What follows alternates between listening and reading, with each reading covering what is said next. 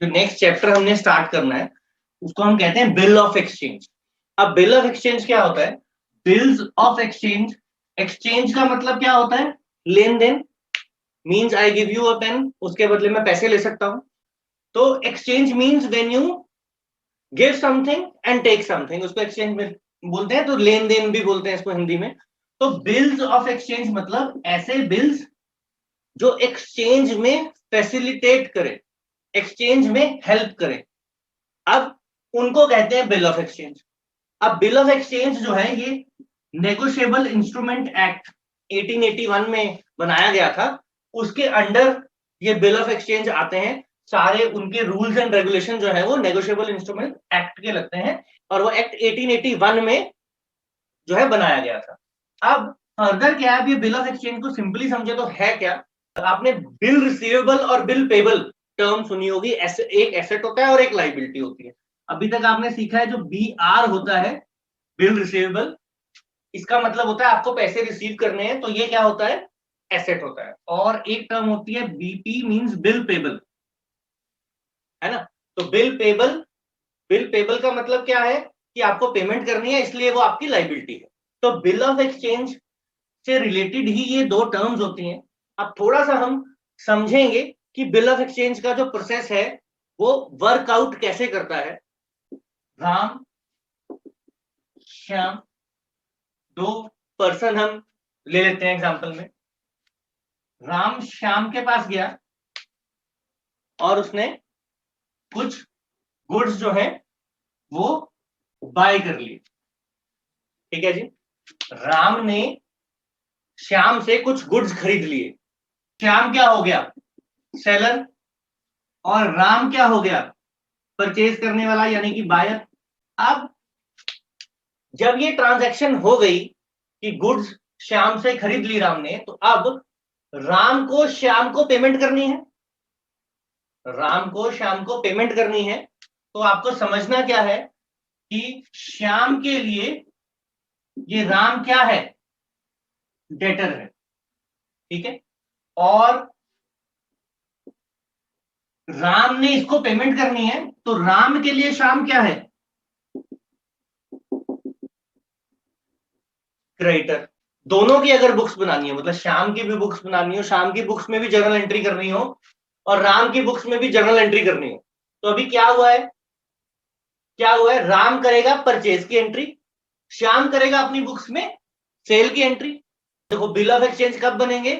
जब सेल जो हो रही है या परचेज जो हो रही है वो क्रेडिट पे होगी। क्योंकि अगर कैश में कर ली फिर हमें बिल ऑफ एक्सचेंज की जरूरत ही नहीं है। बिल ऑफ एक्सचेंज की जरूरत कब है?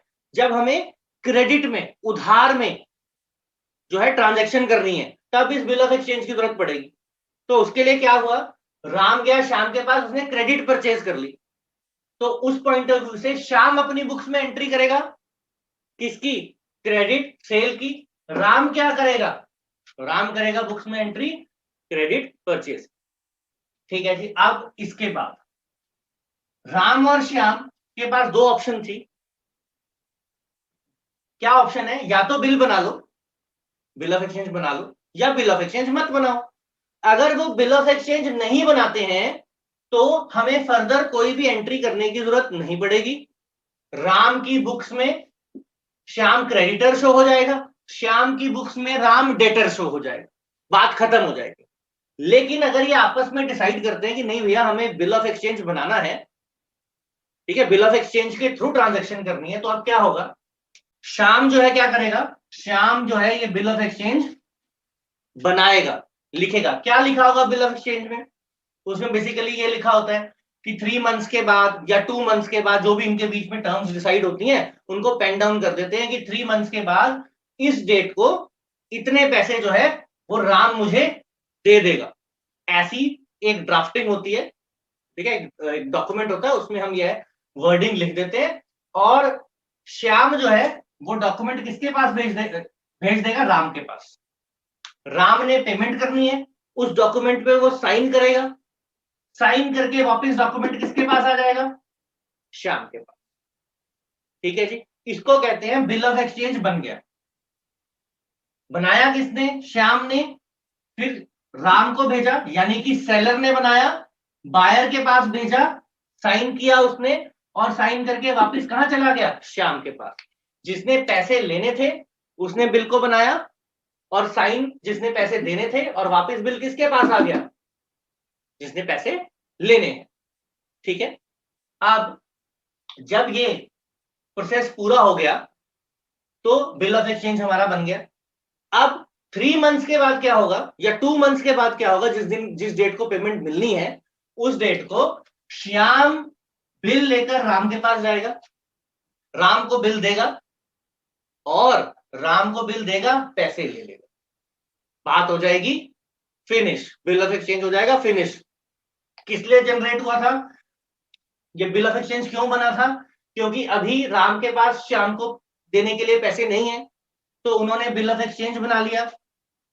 बिल ऑफ एक्सचेंज बना लिया तो उसका फायदा क्या हुआ? इसके पास डॉक्यूमेंट्री प्रूफ हो गया कि इसने पैसे देने हैं, राम ने श्याम के पैसे देने हैं, और 3 मंथ्स के बाद ये डॉक्यूमेंट जो है राम को दे देंगे, इससे पैसे ले लेंगे। ठीक है जी, ये तो है इसका पूरा प्रोसेस। जब आप बिल बनाओगे, बिल ऑफ एक्सचेंज बन जाएगा, तो वो एक ही बिल है, और वो बिल है किसके पास?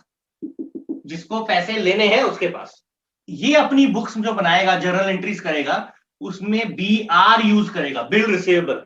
तो इसके लिए पैसे लेने हैं तो BR टर्म यूज होगी, इसने पैसे पे करने हैं तो इसकी बुक्स में जो टर्म यूज होगी वो बिल पेबल यूज होगी। बिल वही है, बिल ऑफ एक्सचेंज वही है। ये लिखेगा रिसीवेबल क्योंकि इसे पैसे मिलने हैं, ये लिखेगा पेबल क्योंकि इसे पैसे देने हैं। ठीक है, बिल ऑफ एक्सचेंज की डेफिनेशन सामने आपके स्क्रीन पे है, और सेक्शन 5 नेगोशिएबल इंस्ट्रूमेंट एक्ट, मैंने पहले भी आपको बताया, के अंडर बिल ऑफ एक्सचेंज के सारे रूल्स एंड रेगुलेशंस हैं। अच्छा, कुछ लिखे हुए हैं क्या क्या?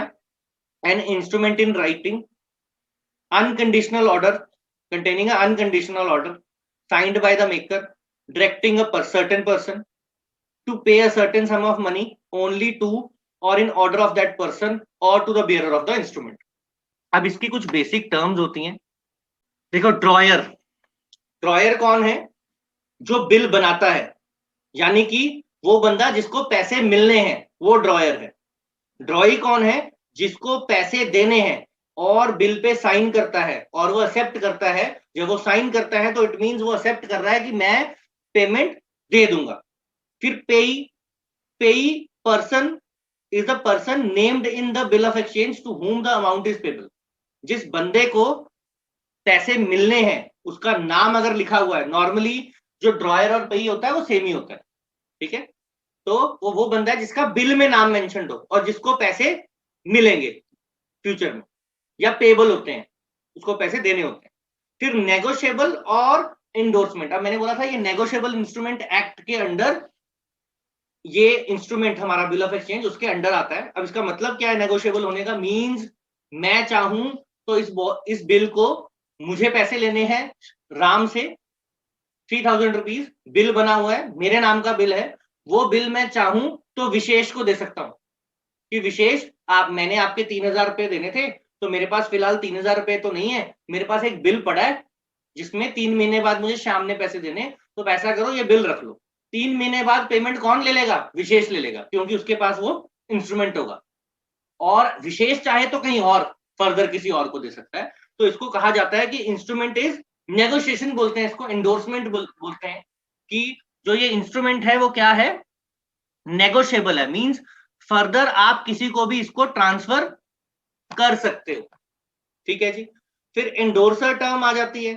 तो एंडोर्सर टर्म क्या होती है कि मेरे पास बिल है, मैंने किसको ट्रांसफर कर दिया? विशेष को, तो मैं क्या हो गया? एंडोर्सर।